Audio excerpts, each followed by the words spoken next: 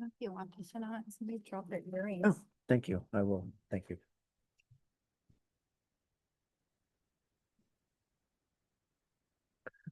Okay. Oh, there's another person.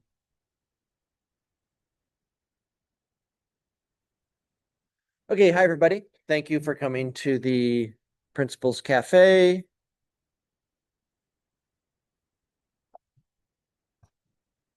Okay, we're going to talk about three things today. Actually, four things. I'm going to say the fourth thing first.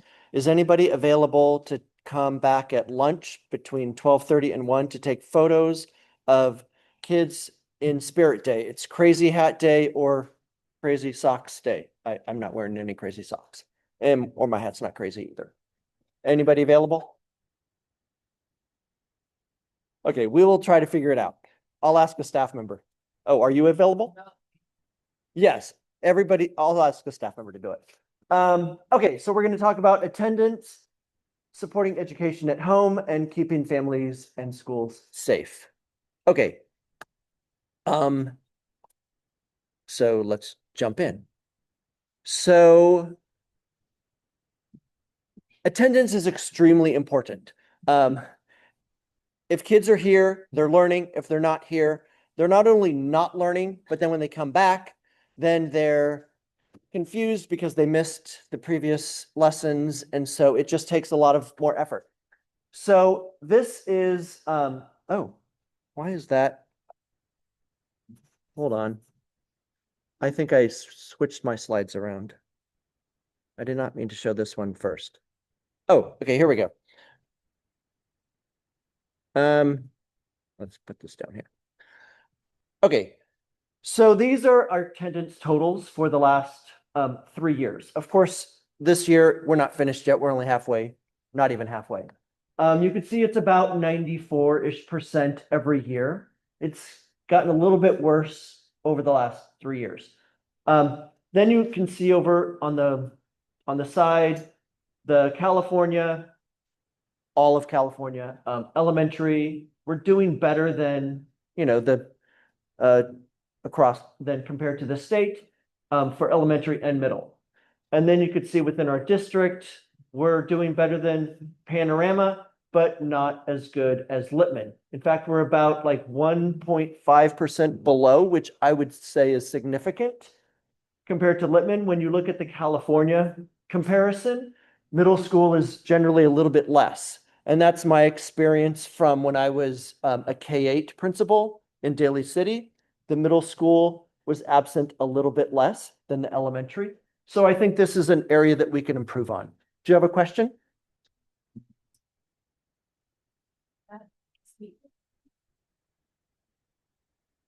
Kindergarten is a part of the data. I don't think preschool is, but yes, preschool is a part of our numbers. The number of kids in preschool is like 6. It's not going to bring it down that much. Right. So if you see here, like the preschool is like 81%, you're like, yikes, that's a lot, but it's literally 6 kids. And so 6 kids is not going to bring down the overall 94.31. It's not going to bring it down that much.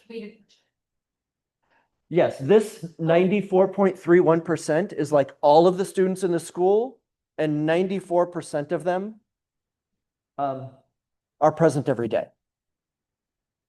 That's what that means. Okay. And so 6 kids is not going to bring, if one kid is absent in preschool, that just drops it down till, whatever, I don't know, 60 something percent, 70%. It's not going to impact that big red circled number that much. Okay. Then, so this is kind of the general, that previous slide. Chronic absence is when we have students that are absent 18 days or more during a school year, which averages to 2 days a month. Now, of course, if a kid is sick, they could easily be absent for 2 days in a month. So we don't just look at like 1 month, we kind of like average it out over the whole year. So right now, at the trimester, end of the trimester, we had like, August, September, October, and then like, beginning of November was the cutoff. So we were looking at, okay, were there more than like 5 or 6 absences in the first trimester? That would be chronically absent. And then we'll just continue that average throughout the year. And so you can see over the last couple, like this year, we've jumped. And there's a reason for that. We're at 16%, whereas we were at 12.5% last year. The average in California is 17, so we're doing better than the average in California. That's good. And this is for these years. Panorama is at 20, Littman is at 10. Again, typically middle schools are absent, chronically absent more than elementary. So I think we could, certainly improve to reach Littman's status. Okay, and then this is kind of the subgroups. So when we look at, I don't know where to put this. When we look at, why is this happening? Let's take a look at like specific groups of kids. So overall, this is from the California dashboard. So, we want green and blue. That's really good. Red is not good, so we're kind of in the middle, yellow. This is from last year's attendance data, not this year's. So we have no student groups in the red, these smaller scales. And then orange is Hispanic students. So that's something that we want to look at. And then the yellow, we've got Asian students who are socioeconomically disadvantaged. And then green, students who are 2 or more races. White are in the blue, so those 2 are doing good. And then in the gray scale, we don't have enough students in any of those categories to really produce significant data. So, my gosh, let me move this thing around. Okay, then other factors, independent studies. So last year, we approved 336 days, and those kids were marked present. So it does not affect our absence data at all because they're essentially doing school outside of school. But now we have a new independent study policy. And so this year so far, we've approved 20 days, but 170 days have not been approved. And so these are families that my guess is that a lot of them planned before they knew about the independent study, which we kind of advertised to all of the across the district in August. And so a lot of those people, well, I've already planned this. I'm like, okay.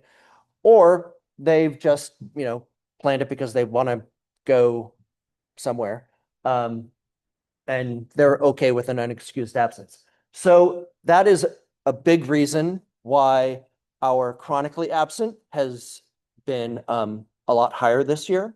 So my hope is that now that everybody kind of knows and kind of like, hopefully, people's plans, for the first half of this year have ended. And now like any future plans, like for, in 2026, people will plan them around, spring break or summer. That's the hope.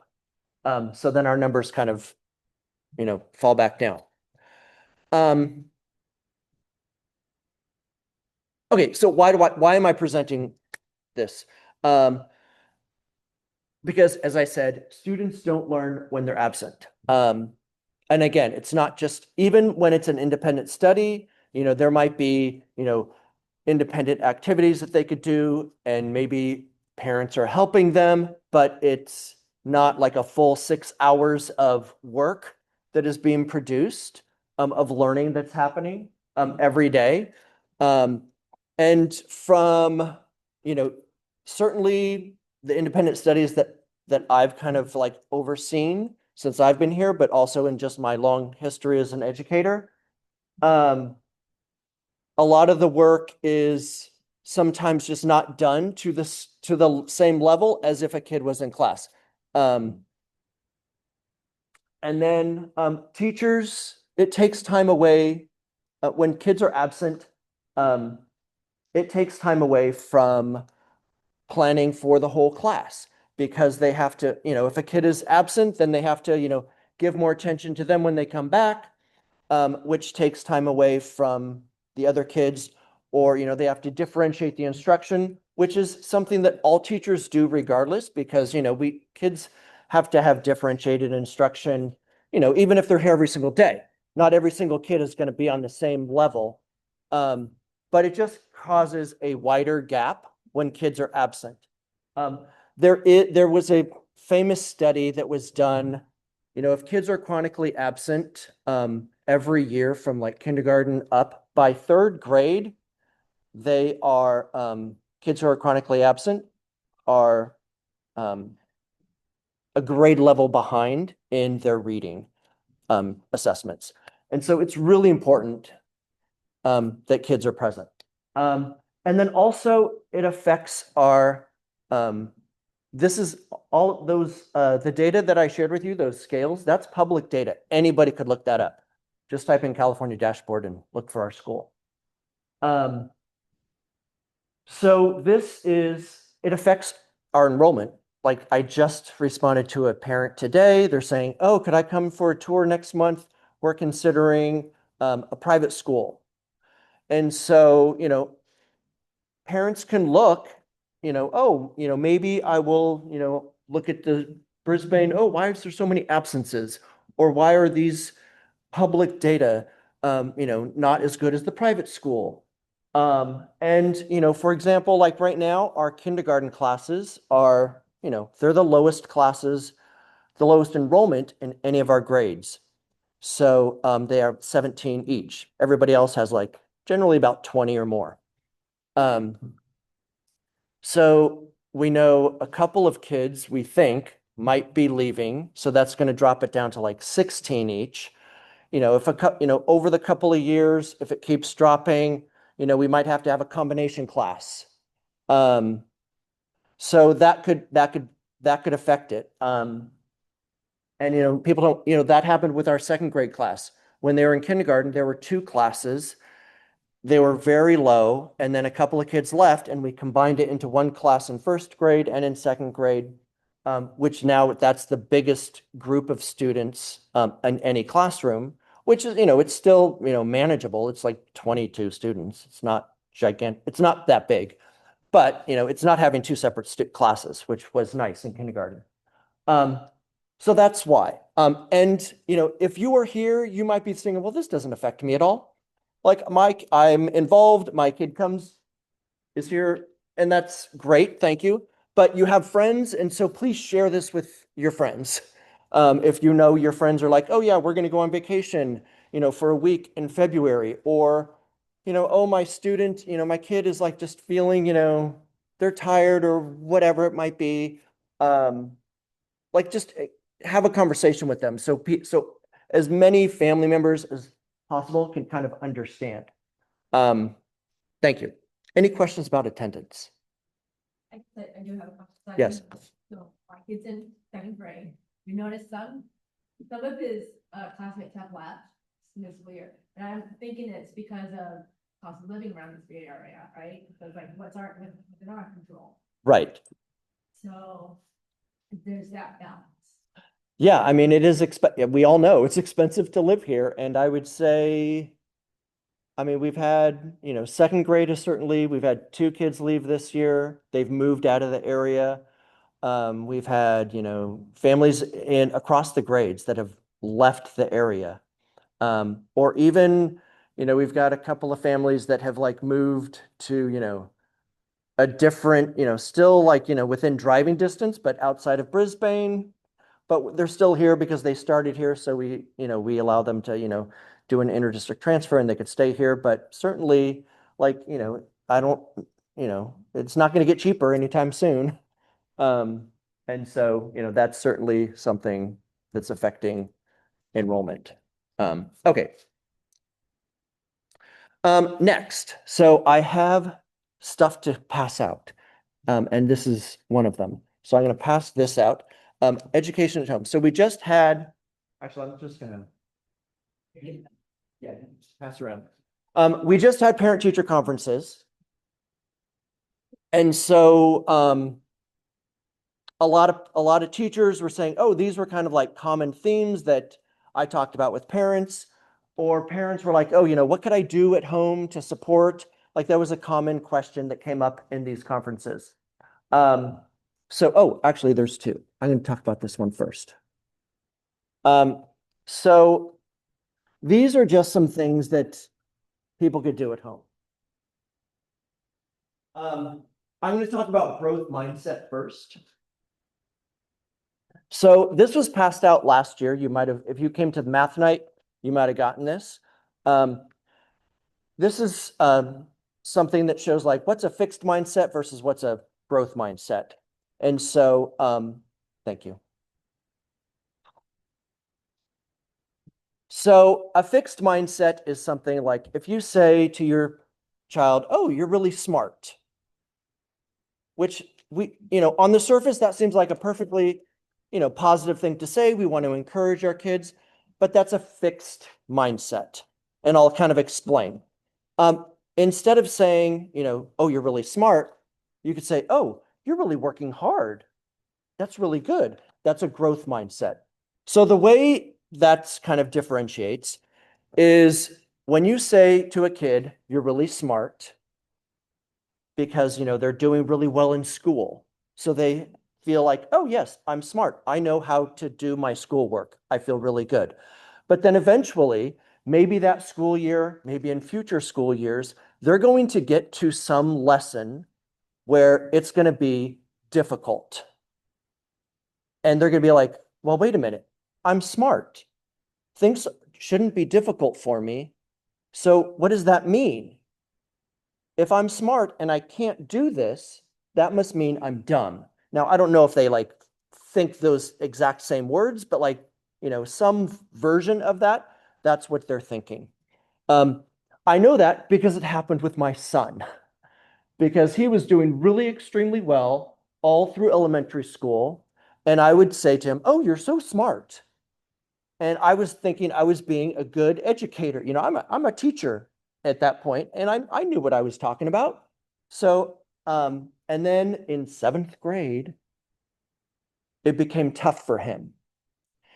And right about that same time, I read like the definitive book on growth mindset. And I'm like, oh my gosh, what have I done? And so then I was like changing gears with my son. And, now he's in college and I'm still struggling with my son, feeling like he's, that he can like continue to grow his mind. He just has to work really hard. Um, and so don't wait until middle school like I did with my son. Talk about it now with your kids. So this is just some things that like I think are probably common fixed mindsets. Like, when a kid says, I'm not good at this, then you could say, or you could ask them, what are you missing? Let's figure that out. I'm not going to read every single thing, but like there's some things that I think are pretty common in kids. I give up. I can't do it anymore. Well, let's use a different strategy. This is too hard. Well, this may take some time. So I think these are just good things. Like, I always just say, keep this on your refrigerator or, in a place in your home where like wherever you're talking to kids, if maybe on the coffee table and your kid is like frustrated and then you could just kind of maybe rephrase it. So I think this is a good thing. This next thing, I just kind of compiled this based on what kind of teachers were talking to me about what's going on in conferences.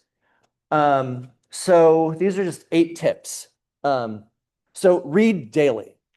It could be a book, like a children's book or an article, or they could read by themselves, or you could read with them.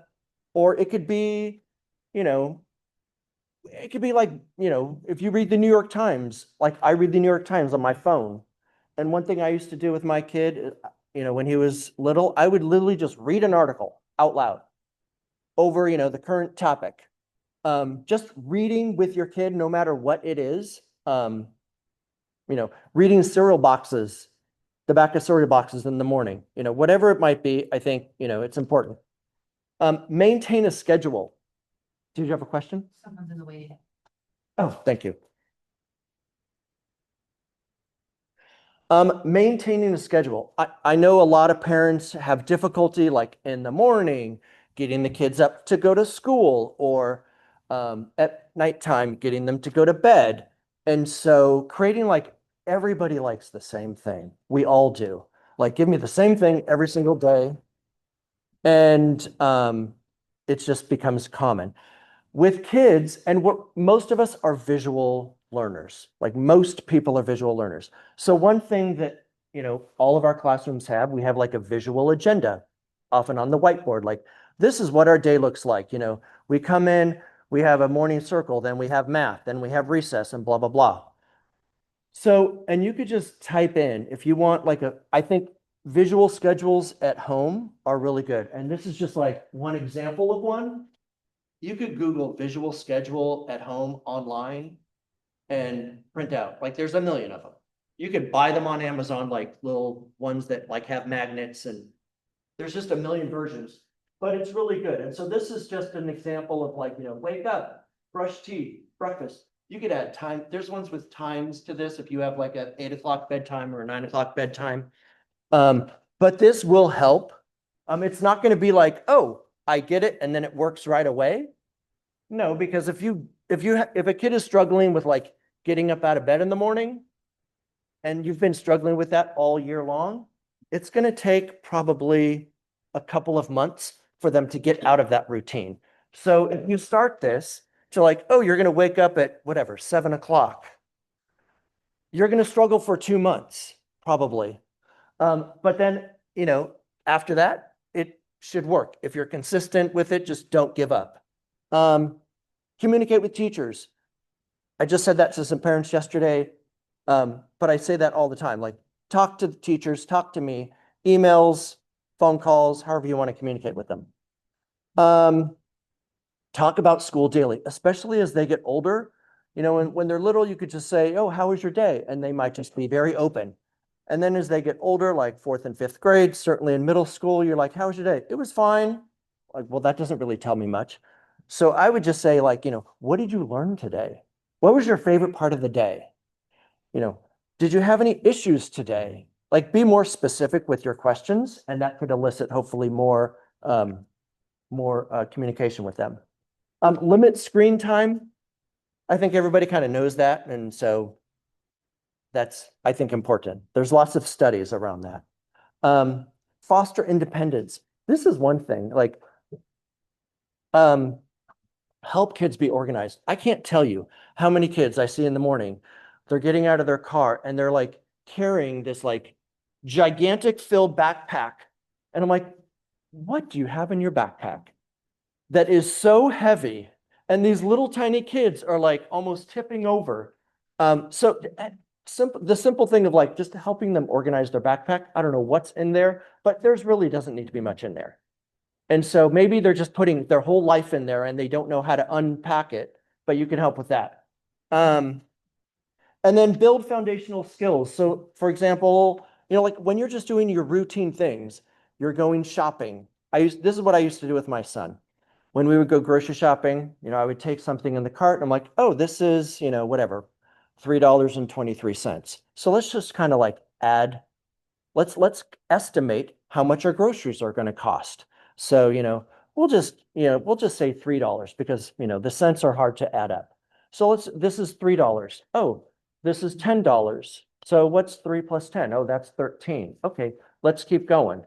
And then we would just kind of like play this game, like who's going to get closest to the actual price of the groceries at the end. Or when you're cooking, if you're measuring, like a half a cup of milk, like show them like, oh, this is a half a cup on the measuring cup. Just having those kind of conversations, bringing in like, math or whatever it might be. It doesn't necessarily have to be math. It could just be just your daily routines that kind of involve reading and math and whatever science, cooking is, oh, we have solid cheese. Now we have melted cheese. That's science. And then social emotional growth. is the last one.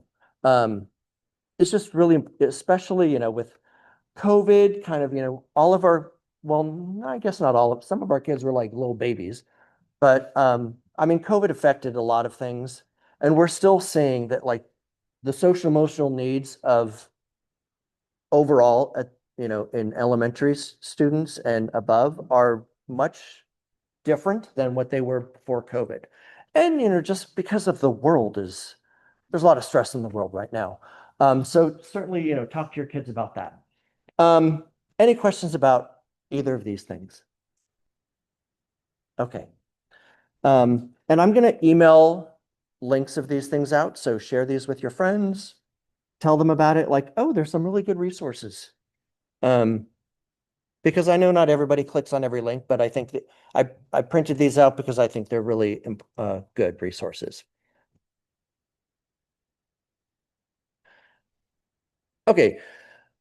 Next. So, I have more things to pass out. You can pass those out. So, given these current times, there's a lot of stress about ICE and families that are might be stressed about this. Maybe they're undocumented immigrants. Maybe they're just brown-skinned, and they are. I mean, we've all probably heard stories. Like, I have a friend who is a citizen, and he's brown-skinned, he's Latino, and he was detained by ICE for 2 hours.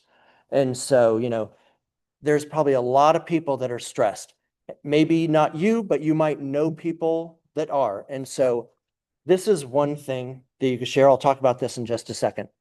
But let me first talk about what ICE is doing, because I think there's a lot of fear on like, oh, are they going to come here? I know I think it was last school year when there was a truck up at Littman, and people were like, oh, is it an ICE truck? It wasn't, but it was something, I can't remember the label on the side of the truck, but it was something that created that fear. So this is kind of the facts that we know.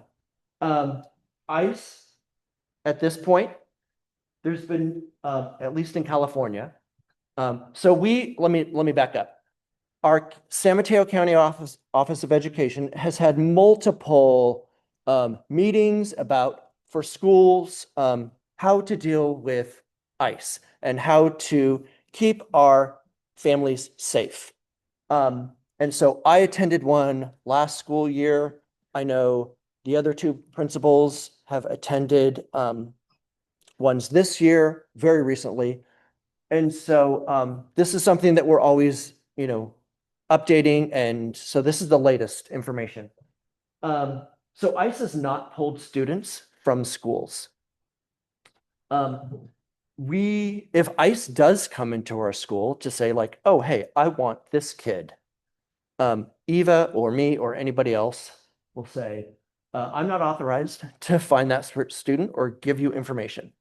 If it's Eva, she will call me. I will call the superintendent. The superintendent will call the county lawyer. We're not going to say like, oh, this is where this kid is, most likely, but that's never happened. But if it does happen, we're not going to be cooperative. What is happening is ICE is following immigrants with criminal records, like if they have a DUI or if they are something like that. And they generally follow them from their home, and then when they're out in public, they will get them. And if they're, leaving their home, coming to a school, yes, they could come to the school and get them. They generally do not get children. They also go to immigration hearings. So if an immigrant is doing something like, oh, I'm being productive, I'm following all the laws, and I'm going to my immigration hearing, that's where they also go. So I know I'm just stating facts. So again, I would share this information with families that that would benefit from this information. Okay, so this is the red card.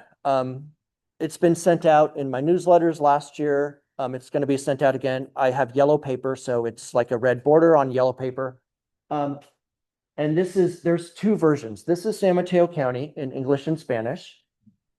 So if there's any activity, if you see anything, if you see, you could call this number and get help. If they need, like, I'm just worried, and I'm like, nothing's happened, but I'm worried, they can call this to get, like, what do I do?